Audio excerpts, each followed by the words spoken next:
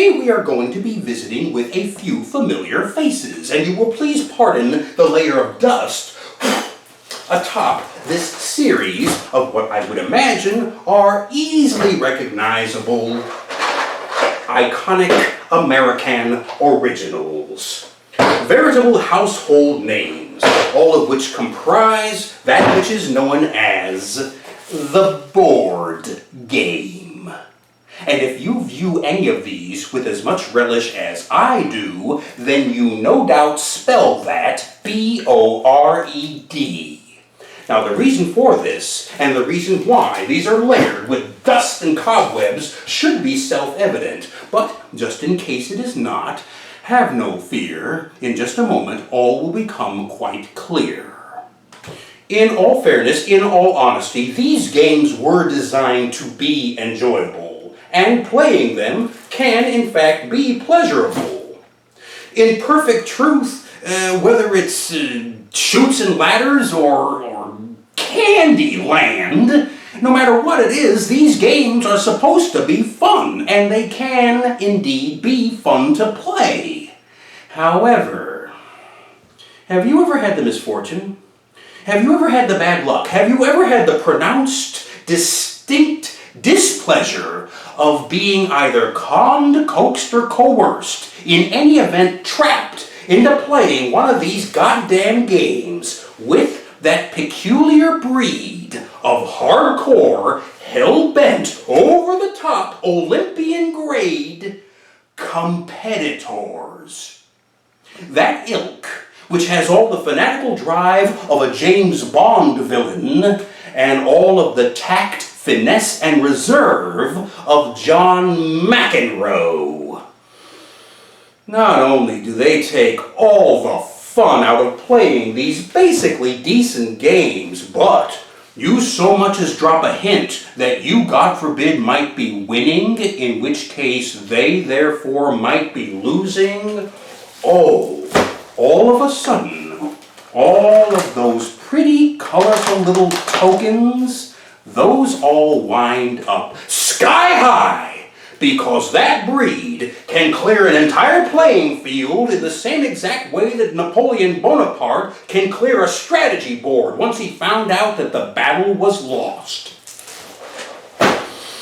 These two are especially well-versed in provoking that kind of exemplary sportsmanship. Well, as I say, if you have ever been trapped into playing any of these with that element, have no worries. Today, I am going to fortify you with not just one, but two methods of dealing with being caught in that particular kind of a crossroads. Method number one is quite simple. Before the game even begins, before it starts, before anyone passes go and collects $200, you grab yourself a megaphone, the nearest loudspeaker, you get on the public address system and you announce to the whole world, I don't care. I don't care who wins this game, I don't care who loses this game, I don't care if I win, I don't care if you win. I have no invested interest in the outcome of this game. Therefore, I don't care. You do that, and you watch as the wind slowly deflates out of them. But, should they persist? Should they insist on going ahead and playing anyway? Well, then you simply revert to method number two, which in some ways is even easier than method number one, and in a lot of ways is more pleasurable. Method number two, simplistically put, is drink. You grab yourself your favorite beverage and you take a long, strong pull on it. And you get yourself bombed, blitzed, plastered, schnockered, smashed. I kid you not, before long, not only will you not care who wins, not only will you not care who loses, you won't even know what the hell game you're playing.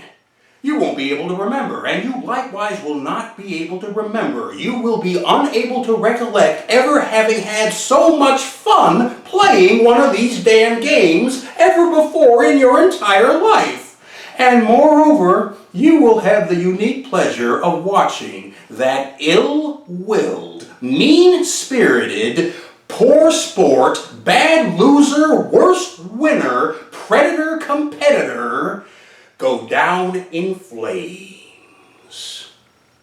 Indeed, you will be able to watch him crash and burn, inasmuch as to the victors go the spoils, because there can be no doubt that from this point onward, he is not ever going to ask you to play any of these games with him ever again.